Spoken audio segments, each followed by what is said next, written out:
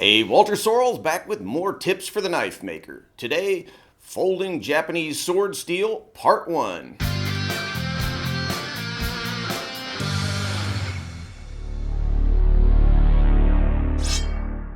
Now, most knife and sword nuts know that Japanese swords are made by folding steel, but there's a lot of misinformation, rumor, and frankly, total BS circulating about how and why they're made the way they are.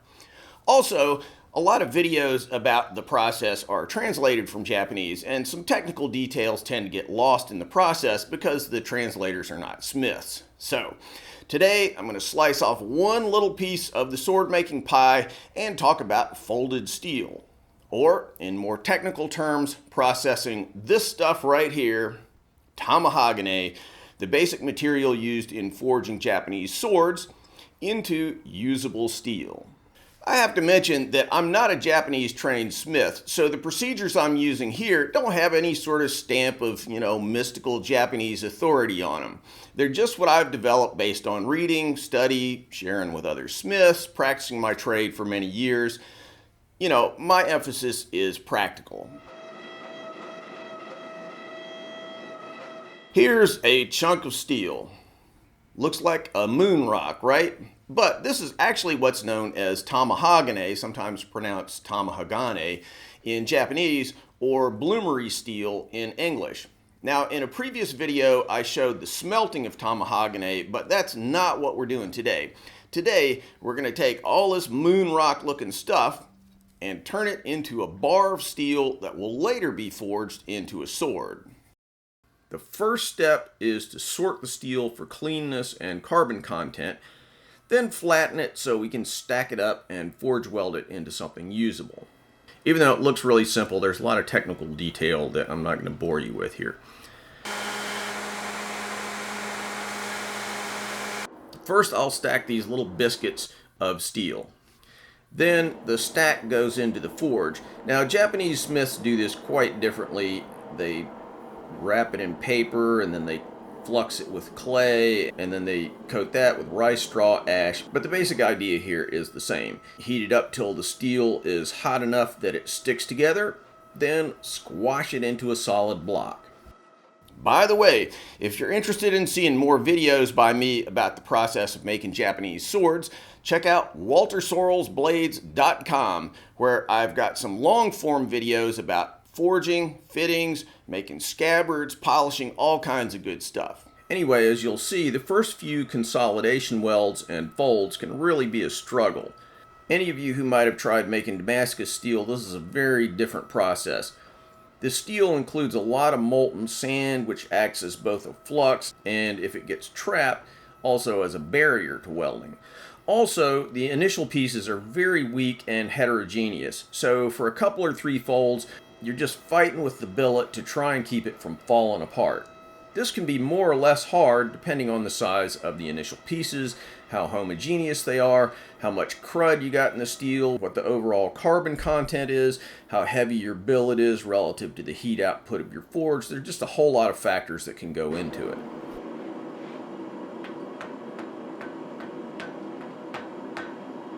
In any case, once the billet is more or less stuck together, I'll draw it out. It's still poorly consolidated with lots of bits that haven't stuck together, so drawing it out takes some patience. Once I get it drawn out a little, I'll use a divider to mark the center, then hot cut it. I can do this on my press, or I can do it by hand.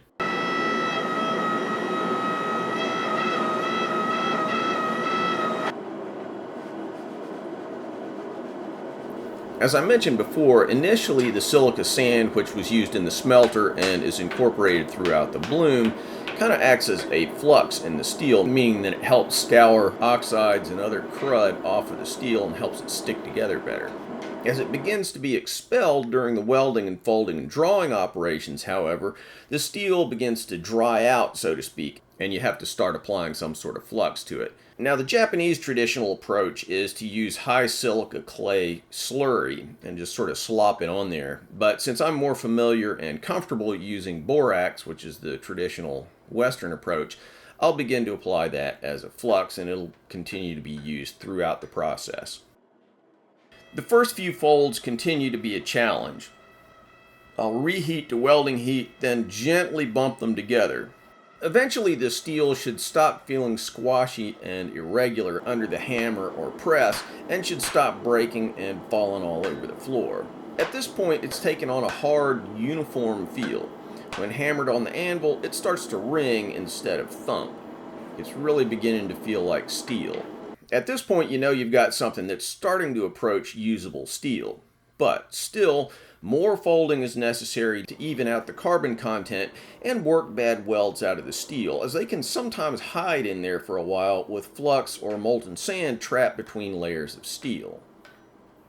Ideally, as these welds stretch out or expel the crud through cracks between the layers, the weak points in the steel will begin to heal and weld fully.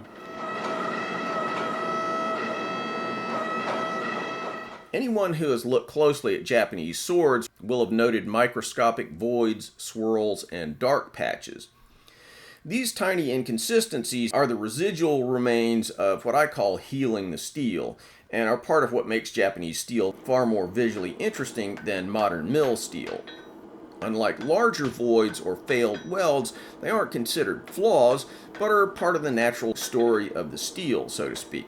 And the more that the steel is refined, the more that those kind of fade to the limits of invisibility. Let me mention that there are two main stages in turning raw Tamahagane into usable sword steel. The first stage is basically consolidation of these dirty, messy chunks of raw steel and the expulsion of most of the crud, so that what's left is one piece of consolidated and fairly clean steel. It's not ready for prime time yet, but it's still recognizably steel. In the second phase of this process, one or more pieces of this relatively clean and homogeneous steel are folded together to create the ultimate pattern in the steel known as hada. It's a sort of refinement process, really. And typically each of these stages, the preliminary and the final forge welding, involves about 7 or 8 folds. Once I feel like the steel is pretty sound, I'll cool it down and grind a few places to make sure there are no obvious bad welds or inclusions. Here we're at fold number 5, and I do know that there is one bad weld in there that I'm going to try and get out. You can see striations here that mark earlier welds. These aren't flaws, they're just kind of markers in the way that I ground this out. Nevertheless, a few more folds are going to be required. But eventually, once I've got clean steel, I'll quit the initial folding. I'll follow that up with a little cleanup on the grinder. If there are any bad welds, they need to be ground out now. And here we are with the first stage billet. As you can see, there's still some little inconsistencies and some funky welds, but over time, those are all going to work themselves out. Okay guys, this video has been running pretty long, so I'll pick that up in the next video, which will run in a couple of weeks. In round 2, I'll take 2 separately forged billets, just like the one that I showed today, and then combine them into steel that's good enough for use in a sword. Then, eventually, I'll show yet another video that will display the final product right here. Thanks guys, and see you soon.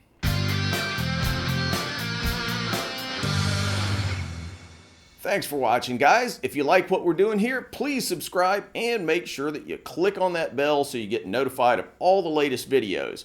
Want to buy a knife from me? Check out my modern blades at tacticsarmory.com. Digging the channel? You can support our video making efforts on Patreon. You know, I've been banging away on these videos for like 10 years, so I hope you'll show some love for all that hard work. Link in the cards and descriptions. Finally, if you're interested in making Japanese swords, check out my full line of Japanese sword videos where I show how to forge Japanese swords as well as how to polish them and how to make fittings, handles, and scabbards. WalterSorrellsBlades.com.